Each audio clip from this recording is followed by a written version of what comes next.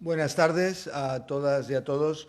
Mis primeras palabras no pueden ser otras que el apoyo nuestro, el apoyo de todo el Gobierno a todas las personas que están sufriendo y que están contagiadas del virus. Y también, evidentemente, al personal sanitario, que son la vanguardia de toda la sociedad en la defensa de la salud pública. En ese sentido, también dejen que haga una especial referencia a las fuerzas y cuerpos de seguridad del Estado que están cumpliendo con el deber de garantizar la seguridad pública de todos, garantizando nuestra salud y cooperando con el conjunto de las instituciones. Y un recuerdo a Pedro, un guardia civil recientemente fallecido como consecuencia del coronavirus. Él ha dedicado su vida, como tantos agentes de las fuerzas y cuerpos de seguridad del Estado, a garantizar todos nuestros derechos. Quiero igualmente trasladar nuestro agradecimiento a los ciudadanos, al conjunto de los ciudadanos, porque están mostrando una conducta y una postura realmente solidaria respecto a la protección de sus vecinos, de sus amigos, de sus familiares, de terceros, de cualquiera de nosotros. Quiero transmitir igualmente un mensaje importante, y es que no podemos bajar la guardia. Tenemos que mantener la guardia, tenemos que mantener la defensa bien alta y no podemos en modo alguno flaquear en nuestra respuesta al coronavirus. Pido a los ciudadanos, por lo tanto, que sigan colaborando con el conjunto de las administraciones. Su participación, su intervención, su autoprotección, la protección de los demás es ineludible e imprescindible. Tanto las fuerzas y cuerpos de seguridad del Estado como la agrupación de tráfico de la Guardia Civil están diseñando e implementando en estos días un programa, un protocolo concreto de actuación para garantizar, evidentemente, que se cumple, que tiene cumplimiento todo lo acordado en el Real Decreto del pasado sábado, acordando el estado de alarma y, en concreto, en materia de movilidad, que se garantice, evidentemente, la obediencia debida en la normativa a ese respecto. Y esto se ha notado entre los controles, entre los protocolos, entre la actuación de las fuerzas y cuerpos, pero también, y evidentemente, como he dicho antes, el sentido de sensibilidad, de solidaridad del conjunto de la sociedad ha determinado que al día de hoy podamos hablar de una utilización de las vías públicas, de las carreteras, sensiblemente inferior a la misma época del año pasado. En concreto, en las vías nacionales, ha disminuido en más de un 65%. En las entradas a las grandes ciudades, Madrid, Barcelona, Sevilla, Málaga, ha descendido entre el 65 y el 70%.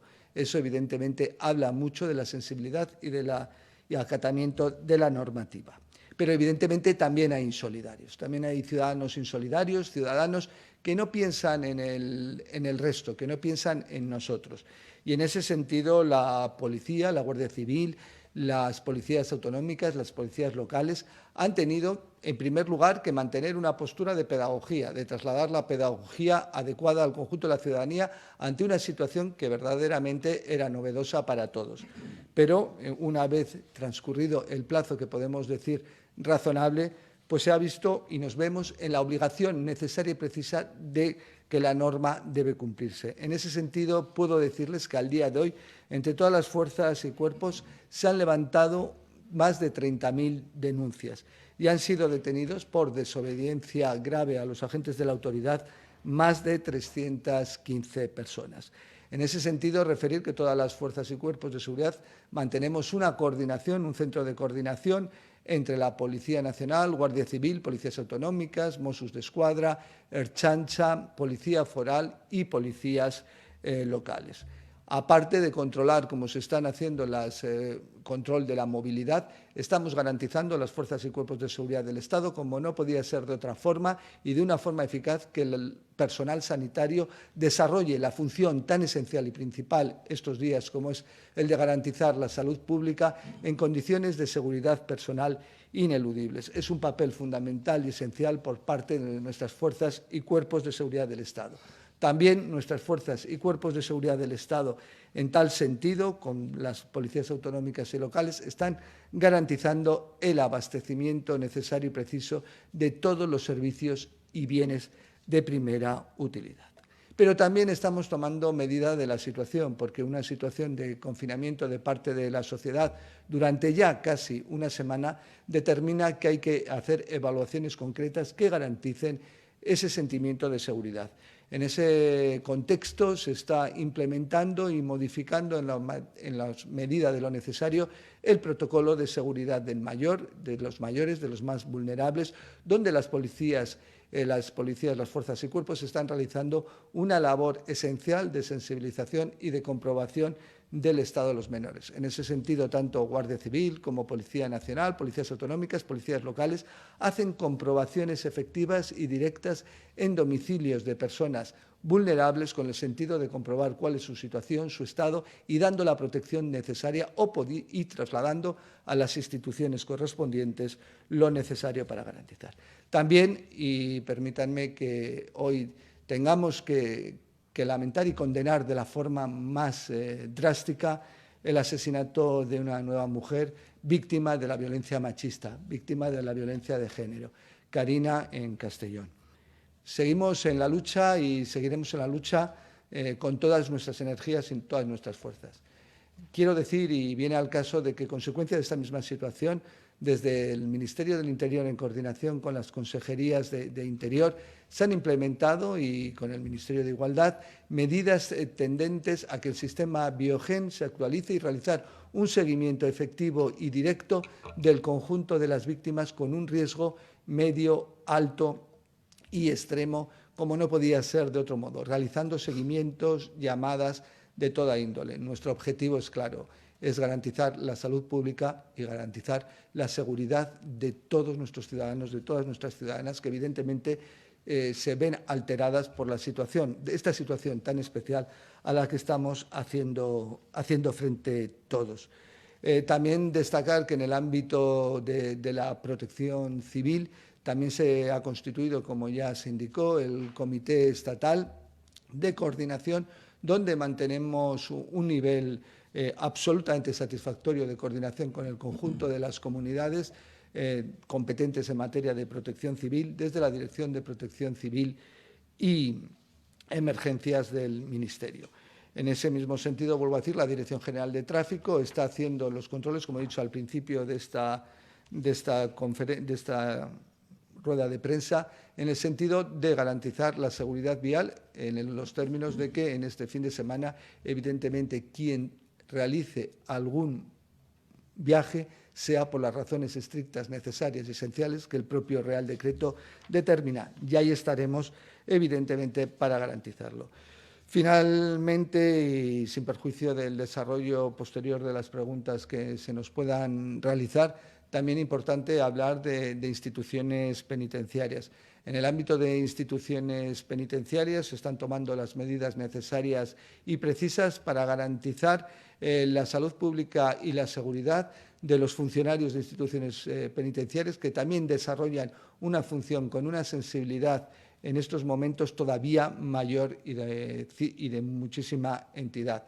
Y en ese sentido también, evidentemente, la propia salud pública de los internos. Los internos que, como siempre ya hemos dicho en alguna otra ocasión, pero es importante recordar, se encuentran ya en una situación de privación de libertad, que las restricciones que nos vemos en la obligación de concretar en sus comunicaciones con familiares ya llegados pueda compensarse con otras medidas, con comunicaciones telefónicas mucho más habituales y otras medidas dentro de los centros penitenciarios. Evidentemente, siempre para garantizar la salud y la seguridad de todos ellos. Y finalmente, como también se ha expuesto, nuestro principal objetivo es garantizar la salud, la seguridad del conjunto de la ciudadanía española y también en el mismo índice garantizar la salud y la seguridad de todos los funcionarios públicos, de los funcionarios de la sanidad, de todo el colectivo sanitario, de las fuerzas y cuerpos de seguridad del Estado, de las Fuerzas Armadas, con quienes realizamos una coordinación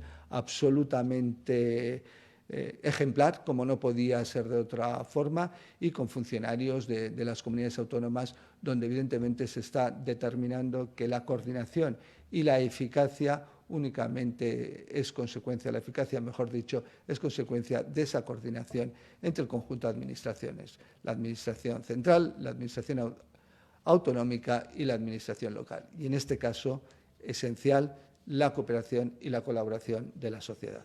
Muchas gracias. Gracias, ministro. Buenas tardes a todos. Quiero comenzar mi intervención manifestando mi pésame a los familiares de todas las personas fallecidas por esta pandemia que nos asola. Y también mi solidaridad y el deseo de una pronta recuperación con todos los enfermos. Pero quiero lanzar un mensaje de ánimo y de esperanza. Estoy seguro de que los sacrificios que estamos haciendo estos días, quedándonos en nuestras casas, dejando solos a nuestros mayores, tendrán su recompensa. Entre todos lo vamos a conseguir. No me cabe ninguna duda de que unidos lo podemos conseguir. Comparezco hoy ante ustedes para explicarles las medidas que el Gobierno, y en concreto el Ministerio que dirijo, y todas las administraciones con competencias en la Administración de Justicia, hemos adoptado durante los últimos días, con un objetivo claro: garantizar un servicio público esencial, porque es esencial para los ciudadanos, para nuestra convivencia y nuestra democracia, sobre todo en estas situaciones críticas por las que ahora pasamos. El ministro del Interior ha detallado la labor que cada día desarrollan los cuerpos y fuerzas de seguridad del Estado, para así cumplir las medidas aprobadas en el Real Decreto de Alarma y todas sus derivadas. Pues bien, si su trabajo es esencial en la lucha contra el virus, también lo es la de los jueces, fiscales, letrados de la Administración de Justicia, funcionarios y laborales, abogados, procuradores, graduados sociales, notarios, registradores, etc. Como todos ustedes saben, en la Administración de Justicia intervienen instituciones muy diversas, muy diferentes. Por un lado está el Consejo General del Poder Judicial, que regula todo lo relativo al trabajo de nuestros jueces. Está la Fiscalía General del Estado, que regula el cuerpo de la carrera fiscal. Al Ministerio de Justicia le corresponden los letrados de la Administración de Justicia y aquellos funcionarios que no han sido transferidos a las comunidades autónomas. A las comunidades autónomas que han sido transferidos le corresponde la gestión de los recursos humanos y medios materiales. Desde el inicio de esta crisis, todas estas administraciones, Consejo, Fiscalía, comunidades autónomas, con la coordinación del Ministerio de Justicia, hemos consensuado todos los servicios esenciales que la Administración de Justicia debe seguir prestando durante esta situación excepcional que nos ha tocado vivir, con el personal que debe incorporarse a cada órgano judicial. Este es la principal resolución que hemos sacado, que establece cuáles son aquellos servicios esenciales que han de determinarse y prestarse de una manera presencial. Por tanto, los funcionarios de justicia, hay un paquete que está en funciones, como marca el Real Decreto, de teletrabajo, y hay otros servicios que hemos considerado que son esenciales. Y aquí es donde hemos coordinado todos estos servicios que les paso a detallar. Es presencial cualquier trámite judicial que, de no practicarse, pudiera causar un perjuicio irreparable. Es igualmente presencial los internamientos urgentes del artículo 763 de la Ley de Enjuiciamiento Civil. Me estoy refiriendo a los internamientos no voluntarios por razón de trastorno psíquico. Es igualmente un servicio esencial la adopción de medidas cautelares u otras actuaciones inaplazables, como las de medidas de protección a los menores, de conformidad con el 158 del Código Civil. Los juzgados de violencia sobre la mujer realizarán los servicios de guardias que le correspondan. En particular, deben asegurar el dictado de las órdenes de protección y cualquier medida cautelar en materia de violencia sobre la mujer y menores. Igualmente, el Registro Civil seguirá prestando atención permanente durante las horas de audiencia. En particular, deberán asegurar la expedición de licencias de enterramiento, las inscripciones de nacimientos en plazos perentorios y la celebración de matrimonios de conformidad con el 52 del Código Civil, las actuaciones con detenidos y otras que resulten inaplazables, como la adopción de medidas cautelares urgentes, levantamientos de cadáver, entradas y registro y un largo etcétera detallado en la resolución. Cualquier actuación en causa con presos o detenidos. Las actuaciones urgentes en materia de vigilancia penitenciaria. En el orden jurisdiccional contencioso administrativo se considera servicio esencial las autorizaciones de entradas sanitarias urgentes e inaplazables, derechos fundamentales cuya resolución tenga un carácter urgente, medidas cautelarísimas y cautelares que sean urgentes y recursos contenciosos electorales. En el orden jurisdiccional social, la celebración de juicios declarados urgentes por la ley y las medidas cautelares urgentes y preferentes, así como los procesos de expedientes de regulación de empleo y expedientes de regulación temporal de empleo. En general, y con esto acabo la enumeración, los procesos en los que se alegue vulneración de derechos fundamentales y que sean urgentes y preferentes. Pero sigo, porque lo verdaderamente importante no es la relación, sino el modo en que se ha llegado a esta determinación. Esta es la coordinación con la que todas las administraciones implicadas hemos actuado desde un principio y que se plasmó ayer en la orden ministerial 261-2020 del Ministerio de Sanidad, por la que se encomienda al Ministerio de Justicia la coordinación de la actividad profesional de los funcionarios judiciales en todo el territorio, de una manera consensuada con las comunidades autónomas. Igualmente, esta coordinación se extiende a los colegios profesionales. Al amparo de esta orden, este mismo mediodía se ha constituido de una manera formal la Comisión de Coordinación de Crisis de Justicia, que da carta de naturaleza a esos esfuerzos conjuntos y colectivos que venimos realizando Ministerio y las comunidades autónomas en plena coordinación con el Consejo General del Poder Judicial y la Fiscalía General del Estado. En esta última reunión, que ha sido esta misma mañana, entre todas estas administraciones hemos consensuado dos medidas que creo que pueden ser de interés general. En primer lugar, hemos decidido poner a disposición del Ministerio de Sanidad y de los servicios de salud de cada comunidad autónoma 756 médicos forenses que operan en todo el territorio nacional. Y quiero resaltar este dato. Son todos, salvo aquellos que cubren los servicios esenciales a los que he hecho referencia anteriormente. Del mismo modo, vamos a poner a disposición de las autoridades sanitarias 180 facultativos, 84 técnicos especialistas en laboratorio y 83 ayudantes de laboratorio adscritos al Instituto de Toxicología y Ciencias Forenses, que pueden ayudar, sin duda, en la realización de los análisis que permitan la detención del virus COVID-19. Se trata del personal con una formación especializada en la realización de pruebas PCR, las que se utilizan para detectar el virus, y ello hacerlo en un tiempo casi real. Además, esta comisión ha acordado crear una norma común en materia de seguridad laboral para los funcionarios de justicia que prestan su servicio en nuestros órganos judiciales.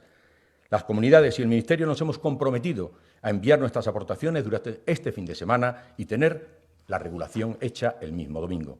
Quiero expresar mi reconocimiento y mi orgullo por la labor que cada día desarrolla todo el personal y que hace posible la prestación del servicio esencial de justicia. Si la Administración de Justicia es capital en un Estado de Derecho, en un estado de alarma como el que hoy nos enfrentamos, es, si cabe, mucho más relevante la función de garantía de los derechos que se realiza a través exclusivamente de nuestros órganos judiciales.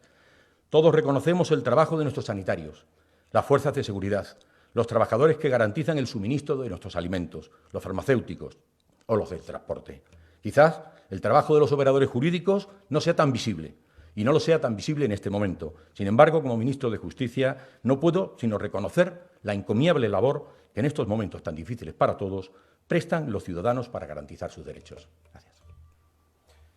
Muchas gracias a ambos. Son las intervenciones del ministro de Interior, Fernando Grande Marlaska, y del ministro de Justicia, Juan Carlos Campos. Son las 7 de la tarde y trasladamos las preguntas que han formulado los periodistas y formulan en este mismo instante a través de los chats habilitados en la Secretaría de Estado de Comunicación y departamentos de comunicación de los distintos ministerios. Una de ellas, ministro Marlaska, al hilo de lo que acaba de decir, pregunta a Televisión Española. Acaba de decir que se está diseñando e implementando un protocolo concreto de actuación para garantizar que se cumple con todo lo dictado. ¿Incluye que todo el que salga a la calle tenga que acreditar a dónde va con algún tipo de documento? Todo el que salga a la calle y debe hacerlo en las razones y por las circunstancias que la propia norma establece, el artículo 7. Siempre lo hemos dicho, toda movilidad tiene que ser una movilidad esencial, específica y por razones allí dispuestas, que podemos repetir, por razones de trabajo, por razones de asistencia sanitaria, por razones de urgencia, vuelvo a decir, necesidad de acompañar a un dependiente y, finalmente, causas de justificada necesidad que puedan quedar acreditadas. Evidentemente, cualquiera que salga por la calle puede ser objeto de una investigación a ese respecto, es decir, de un interrogatorio por un agente de la autoridad que compruebe que algo extraño puede suceder en ese deambular de esa persona. Los agentes de la autoridad actúan, Policía, Guardia Civil, Mossos, Ertzaintza, policías locales, con proporcionalidad y en parámetros de necesidad y de aquello que es idóneo. Y en ese sentido, toda persona, desde el ámbito, vuelvo a decir, del cumplimiento de la ley y de la solidaridad con los demás, pues debe asumir en estos momentos esa carga complementaria que es consecuencia de ser ciudadano responsable, de tener que justificar, evidentemente, que su movilidad tiene una razón de ser.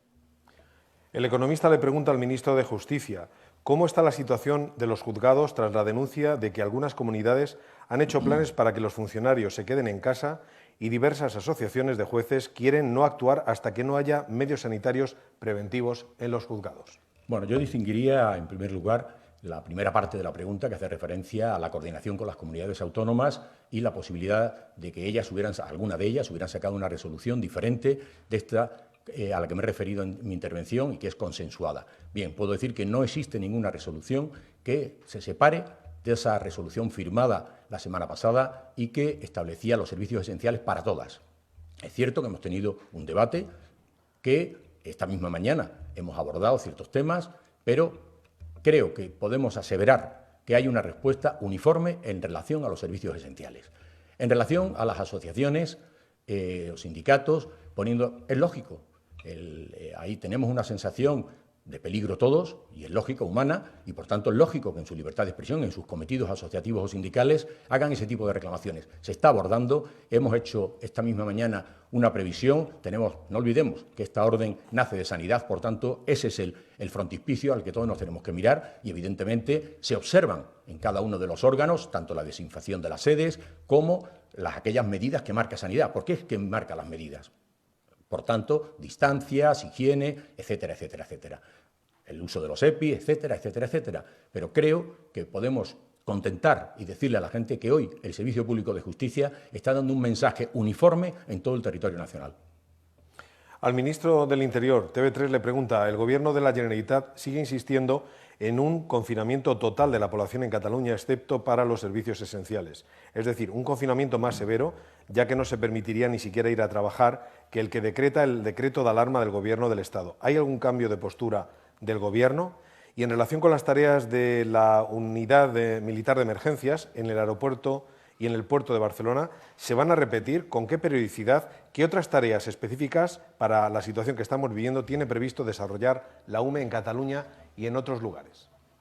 Bien, en ese sentido y en relación a las preguntas que se me realizan, indicar en primer lugar respecto a la última que la UME ha actuado y actuará va a actuar en Cataluña, ha actuado en el aeropuerto, seguirá actuando las veces que sean necesarias y precisas en ese aeropuerto y en otros aeropuertos, infraestructuras críticas e infraestructuras de cualquier índole donde sea necesaria su actuación, en este caso haciendo labores de desinfección, pero de cualquier índole.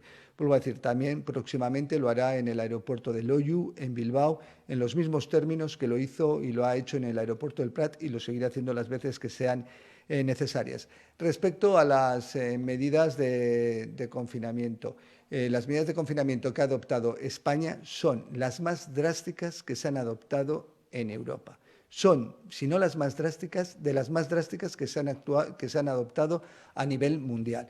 Incluso podría decir que poco equiparables en cualquier otro lugar. Con lo cual, lo que hay que referir e indicar siempre que, además de ser drásticas, lo son de conformidad a los criterios de las autoridades sanitarias, que es igualmente lo importante, y haciendo la oportuna correspondencia. Con lo cual, quiero decir que esto tiene que quedar absolutamente claro. Son las medidas más drásticas que en materia de confinamiento se han dictado. Pero lo importante que me hablaba también y me hacían la referencia a la UME. La UME es un elemento de coordinación, Ministerio de Defensa, Fuerzas Armadas, coordinación, eficacia con todas las administraciones. ¿Qué es lo que se trata y se pretende? De una coordinación eficaz y efectiva entre el conjunto de las administraciones, la administración central, la administración autonómica y las administraciones locales. Y hablando de la UME, ¿qué va a hacer? Pues la UME hará todas las funciones de las que tiene una capacidad profesional más que acreditada. Y permítame que dé un ejemplo en el día de hoy. Sabemos todos que el Gobierno central, el Ministerio de Sanidad en concreto, es quien coordina al conjunto de autoridades sanitarias de España, todas las comunidades autónomas. No solo coordina, da instrucciones. El Real Decreto de Estado de Alarma establece que el Ministerio de Sanidad dará las instrucciones, las órdenes precisas y necesarias para garantizar que las medidas se adoptan en beneficio de todos. Pero también completa ayuda a las comunidades autónomas que siguen manteniendo su competencia. Y en ese sentido, buena prueba de ello, podemos recordar lo que ha sucedido hoy, donde la UME a través del Ministerio de Defensa y, evidentemente, con la Comunidad de Madrid, se ha acordado la construcción de lo que podemos llamar una extensión hospitalaria, un hospital de campaña. Lo importante, 5.500 camas con infraestructura médica necesaria para atender a nuestros ciudadanos. Vuelvo a decir, lo importante, la coordinación, la cooperación, que eso es eficacia. Y en este sentido, vuelvo a decir, el Gobierno central lo que hace es cooperar, coordinar, dar instrucciones y completar, ayudando a las comunidades autónomas en lo que corresponde. Otra pregunta para usted, ministro Marlaska. El Periódico de Cataluña. Las fuerzas de seguridad del Estado llevan un recuento de contagios entre los miembros de la policía, Guardia Civil, otras fuerzas policiales.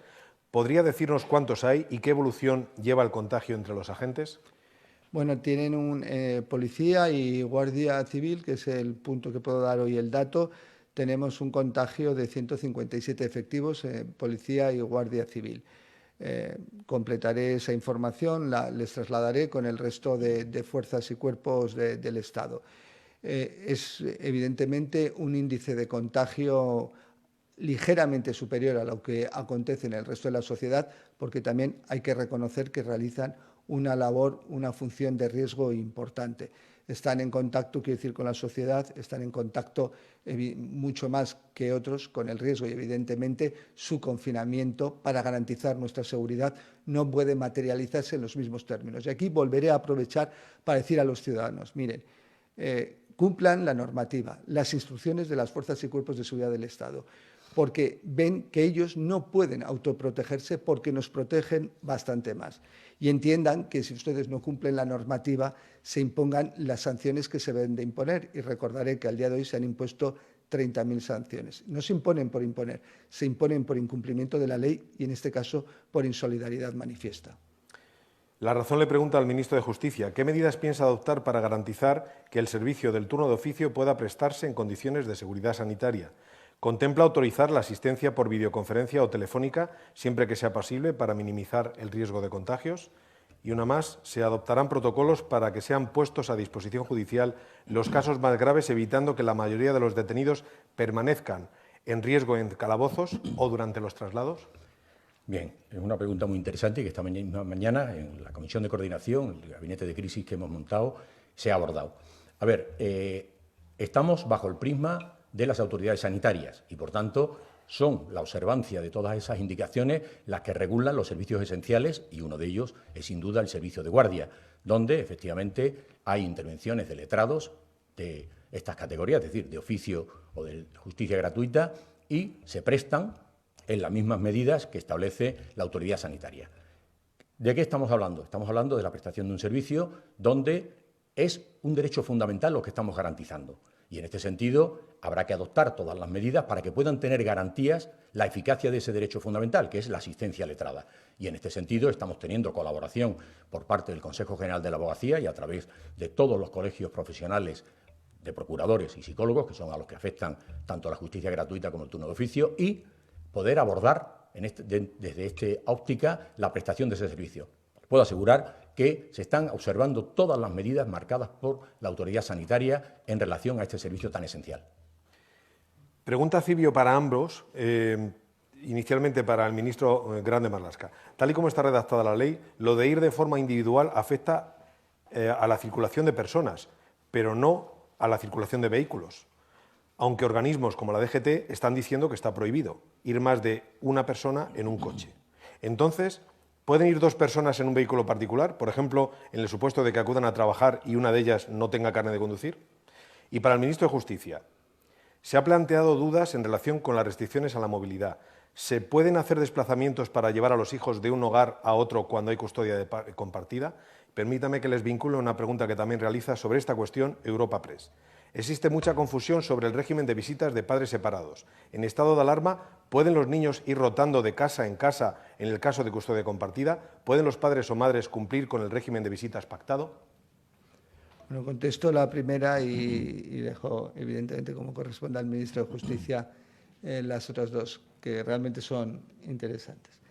Y también está, miren, cuando estamos en una situación, en un estado de alarma, cuando evidentemente tenemos una crisis sanitaria importantísima, desconocida, y se toman medidas limitativas de la libertad ambulatoria, hay que ser muy serios en la aplicación de las mismas y que los criterios de flexibilidad sean absolutamente justificados y establecidos en la norma. No podemos generar, vuelvo a decir, flexibilidades excesivas. En ese sentido, vuelvo a decir, en un vehículo tiene que ir circulando una persona. Si hay un dependiente, evidentemente puede ir un dependiente también. Pero eso lo dice la norma. Tenemos que partir de pasos proporcionales y necesarios. Vuelvo a decir, la situación es incómoda para todos, para muchos, pero lo que es importante y relevante es que es el objetivo. El objetivo es evitar la propagación del virus. Y ante eso hay que tomar medidas y hay que ser realmente exigente con la conducta de todos nosotros. A ver, es un problema que se está planteando, pero yo siempre articulo el mismo mensaje. El artículo 7 del Real Decreto de Alarma establece los casos en los que es posible esa deambulación por nuestras calles y en qué condiciones. Evidentemente se dice que hay una excepción cuando van acompañados de menores, mayores, tal. Aquí tenemos ya los menores. Por tanto, regla general, tendrán que seguir cumpliéndose los acuerdos establecidos en medidas cautelares o en sentencias definitivas sobre la tenencia de los progenitores. ¿Esto cuándo cede? Cuando aquellas situaciones, pues el juez las valore, oído el Ministerio Fiscal y a las propias partes, y puedan determinar una situación en detrimento del menor. Pero no olvidemos que el retorno al domicilio habitual es una de las causas excepcionadas en el artículo 7 para la capacidad de moverse por las ciudades. Por tanto, no hay normativa en el artículo 7 que impida esas cuestiones. Insisto, será el juez en cada momento determinado, si se produce una incidencia, el que tenga que resolver si realmente tenía razón el padre que nos la ha entregado o no. Estamos analizando, y ha sido uno de los puntos debatidos, sobre los puntos de encuentro, es decir, ese punto de entrega, convivencias complicadas, donde se pueden recoger. Pero, insisto, es una situación y la sociedad es lo suficientemente madura para encontrar la solución a cada uno de los problemas. Tenemos claro cuál es la normativa, tenemos claro cuál es la resolución judicial, lo único que falta es adecuar esas actuaciones. Por tanto, como regla general, está en el artículo 7 y, por tanto, no tiene que haber por qué esa limitación. ¿Puede haberla? Sí, está establecida, lo explicaba el ministro hace un momento, porque hay veces que esa determinada flexibilización determinaría, estoy pensando en traslados de ciudades, una incomodidad tan grande que a lo mejor es preferible una restricción de ese derecho fundamental que tiene el menor a relacionarse con sus padres, porque ese es el interés vinculado junto al establecido en el Real Decreto de Alarma. Al ministro Marlaska le conducen varias preguntas relacionadas con los CIES, con los centros de internamiento de migrantes. De manera concreta, OK Diario pregunta sobre la liberación de internos en el CIE de Barcelona. Estaban pendientes de repatriación, formula, ¿por qué se ha decidido liberar este CIE? Si era un foco de contagio, ¿no era mejor confinarlos allí y no dejarlos en libertad cada uno por su lado? ¿Se hará algún tipo de seguimiento de estas personas una vez en libertad para que cuando pase el estado de alarma sean repatriadas? Otro periodista ha formulado, y no lo encuentro ahora mismo en el timeline, sobre esta misma circunstancia, habida cuenta de que el defensor del menor, al parecer, ha propuesto la liberación de las personas ingresadas en estos centros. Bien, en primer lugar, y respecto al último de los elementos, en los CIES no hay menores, quiero decir, para dejarlo claro ante la ciudadanía, digo porque se ha referido el defensor del menor. En los CIES son extranjeros que están sujetos a expedientes de expulsión por estancia irregular, acordado el internamiento, esto también es importante hacer alguna vez pedagogía, por la autoridad judicial. Con lo cual, la liberación de los mismos también interviene la autoridad judicial y se ha sustentado en el de Barcelona actualmente, a esta tarde, había seis extranjeros internados en el mismo. En ese sentido, cuando se acuerda una libertad hay 60 días, esto también quizás sea importante decirlo, 60 días de internamiento, no hay un plazo mayor y en 60 días se tiene que proceder a la expulsión o, en su caso, a la libertad, conjugando el derecho a la libertad, el derecho a la salud pública, a la posibilidad o imposibilidad en los plazos, es lo que ha determinado la libertad, siempre con conocimiento, vuelvo a decir, de la autoridad judicial. Y, evidentemente, no había ningún problema, no había ningún foco de contagio en el CIE de Barcelona, con lo cual ninguna medida, quiero decir, necesaria o exigible en ese contexto. Pero que todo el mundo tenga claro que aquí los dos derechos fundamentales, el de la libertad, el de la salud pública, se conjugan, se definen y se aplican en interés tanto de la persona individual afectada por la privación de libertad, pero en este caso también de forma importante de la sociedad, con lo cual no se adopta ninguna medida de libertad sin adoptar las garantías necesarias y precisas. Ministro Grande Marlaska, le pregunta Radio Nacional de España, aunque ya nos ha explicado que el comportamiento está siendo mayoritariamente cívico, ¿podría indicarnos cuál es el número de multas que se han puesto, por qué motivos y cuál está siendo su evolución? Bueno, las multas que se han impuesto, como he dicho, se han abierto 31.000 al día de hoy, a esta tarde, 31.000 actas de denuncia. ¿Qué quiere decir esto? Pues que ha habido 31.000 intervenciones en el conjunto de España por todos los agentes de la autoridad, de todas las policías, donde las conductas que se imputan a cada uno de los ciudadanos objeto de ese expediente es haber violentado el artículo 7, es decir, haber transitado por la vía pública no concurriendo en ninguna de las causas que lo justifica al amparo del artículo 7 y en ese sentido incumpliendo la norma que determina un confinamiento en los extremos indicados y poniendo en riesgo, que esa es la razón de la norma, que no nos olvidemos, poniendo en riesgo la salud de todos nosotros, del conjunto de la ciudadanía, manifestando una conducta insolidaria. No lo olvidemos, que esa es la razón de la norma y esa es la razón de la sanción. Las sanciones, evidentemente, llevan su cauce, se imponen y, definitivamente, una vez que el procedimiento se haya desarrollado, se dictará la resolución oportuna. Dos preguntas consecutivas para el ministro del Interior. News Diario le pregunta, ¿tienen derecho o posibilidad de negarse a ocupar sus puestos miembros de las fuerzas de seguridad que entiendan que existe riesgo para sus vidas? Y Radio Intereconomía le pregunta, ¿cómo van a garantizar que la población no se desplace este fin de semana a segundas residencias? ¿Cuál es el plan de la DGT? Bien, en relación al primero de las preguntas, yo quiero darle la vuelta. Me gustaría decir que nosotros tenemos la obligación de dotar a las fuerzas y cuerpos de seguridad de los medios necesarios y precisos para realizar su trabajo con seguridad. Y eso es lo que este Gobierno está haciendo, como no podía ser de otro modo. Con lo cual no alcanzo a comprender cualquier otra conducta porque digo y sigo manteniendo que la obligación es nuestra de dotarles de los medios, que es lo que estamos haciendo. En segundo lugar, y respecto a la segunda de las preguntas, la Dirección General de Tráfico, con la agrupación de la Guardia Civil, en cooperación y coordinación, porque tráfico tanto en Cataluña como en el País Vasco está transferido. En ese sentido, estamos trabajando coordinadamente para adoptar las medidas necesarias y precisas para controles, para campañas haciendo conocer, dar a conocer a la ciudadanía la pedagogía de la que hablábamos anteriormente, la existencia de esos controles, la prohibición de abandonar su residencia habitual porque no es un fin de semana normal y en esos términos y en esos parámetros estableciendo esos controles para aquel que después de esa pedagogía, de esa campaña de información, no atiende, pues evidentemente pues, se le pueda imponer la correspondiente sanción y evidentemente no posibilitarle que haga el traslado a esa segunda residencia. Y me gustaría volver, sé que puedo ser muy reiterativo, pero que evidentemente que todo el mundo piense primero en los que están ya contagiados, en los que han fallecido consecuencia del virus, en la gente que se está jugando la vida, los sanitarios, todo el personal de la salud pública que se está jugando la vida, los funcionarios públicos, las fuerzas y cuerpos de seguridad del Estado, las Fuerzas Armadas, tanta y tanta gente, todos, como decía el ministro de Justicia, los que se dedican a abastecer de los servicios imprescindibles, de los bienes imprescindibles para que todos podamos desarrollar nuestra vida. Que antes de mantener una conducta insolidaria y pensar en uno, piensen en todos, porque ahora tenemos todos un poquito más de tiempo para pensar. Pensemos bien en los demás. Para el ministro de Justicia, Juan Carlos Campo, el Confidencial insiste, los jueces denuncian que los juzgados son un coladero de contagios y piden el cierre.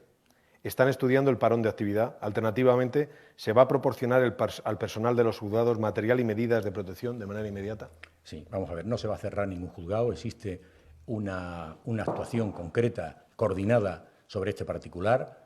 y aquellos juzgados donde, al igual que cualquier otro servicio público, se hayan detectado casos, se produce un desalojo inmediato para desinfectarlo y reanudar otra vez la prestación de esos servicios esenciales. Esa es la idea.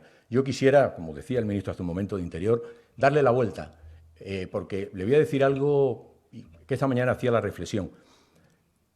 Estoy convencido, y fíjese lo que digo, estoy convencido que en muy poco tiempo esos aplausos que cada noche salimos a nuestros balcones y terrazas a aplaudir a los sanitarios, a los cuerpos y fuerzas de seguridad del Estado, estoy deseando que un día también sean, por lo menos un pedacito de ellos, para los servidores públicos de la Administración de Justicia, porque lo hacen todos los días, se dejan, como tantos servidores públicos, sus miedos aparte y se dedican a atender al ciudadano. Y por eso espero que puedan prestar sus servicios en las mejores condiciones. Y ahí es donde estamos coordinados y de forma inmediata se están entregando y se van a potenciar en los próximos días todas aquellas medidas de protección para que puedan realizar sus tareas de una manera más segura y más tranquila. Finalizamos con una pregunta para el ministro del Interior, Fernando Grande Marlaska, que le traslada Clarín, de Argentina. ¿El Gobierno va a proponer, a la vista de la situación, al Congreso prolongar el estado de alarma? Bueno, el Gobierno, el presidente del Gobierno, como director, evidentemente, y la verdadera autoridad competente, estudiará, evaluará las circunstancias cuando corresponda. Y como se viene haciendo hasta el día de hoy y como seguiremos haciendo, se adoptarán las medidas necesarias y precisas para garantizar lo principal, la salud pública del conjunto de los ciudadanos. Agradecemos la comparecencia de los ministros de Interior y de Justicia. A lo largo de la tarde facilitaremos nuevos datos sobre las citas y comparecencias informativas del Gobierno en el día de mañana, sábado. Muchas gracias.